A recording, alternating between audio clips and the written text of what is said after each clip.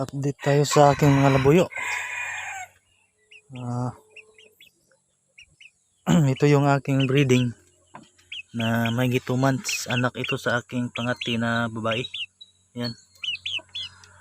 Maganda din ang kaliskis nito. Ang next season.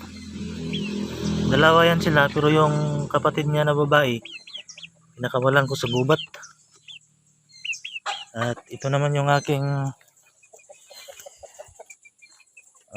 talisayin. Lagi 3 months. Yan. Anak ito ng aking talisayin. Unang palahi ko na lalaki na talisayin. 4 ito sila.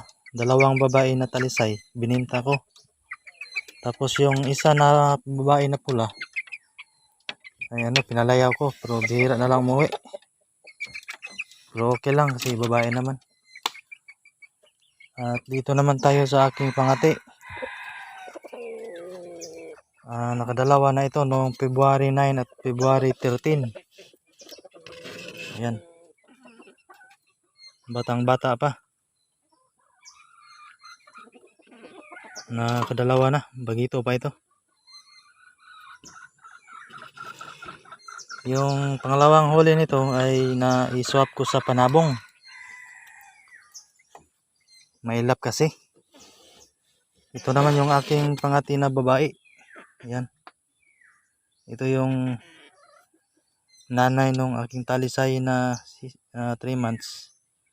At saka nung isa ko pang palahi. At ito naman yung unang huli ng aking pangati noong February 9. Ayan. Maamo na. Puti yung paa. Ayan. Maamo na yan. Puti yung paa niya.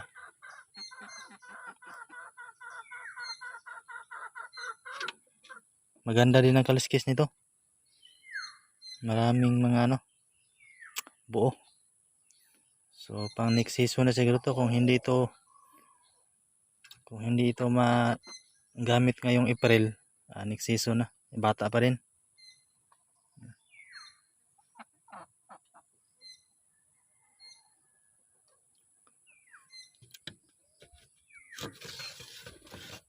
At dito naman tayo sa aking lasak na naglimlim. Ayan. Yan yung aking lasak na naglimlim. Yung partner nito is yung aking talisayin. Ayan. 6 na itlog yung nilimliman niya. So punta naman tayo sa aking talisayin.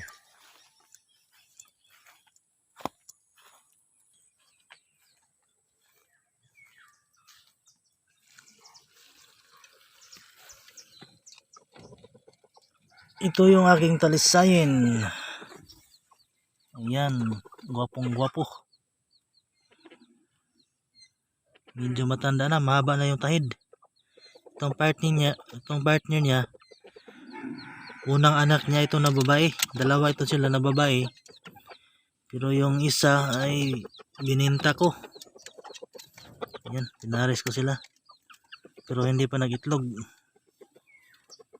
Ayan, mahaba na yung tahid ng aking talisayin. Last year ko ito nakuha. Ayan, ayan.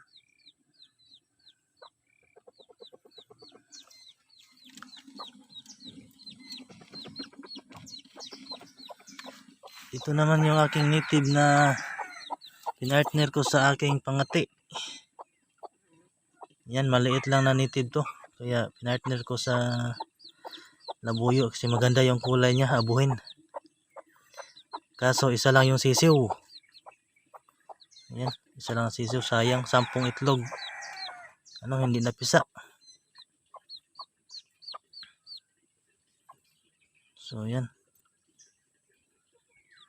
Yun lahat ng aking labuyo na natira.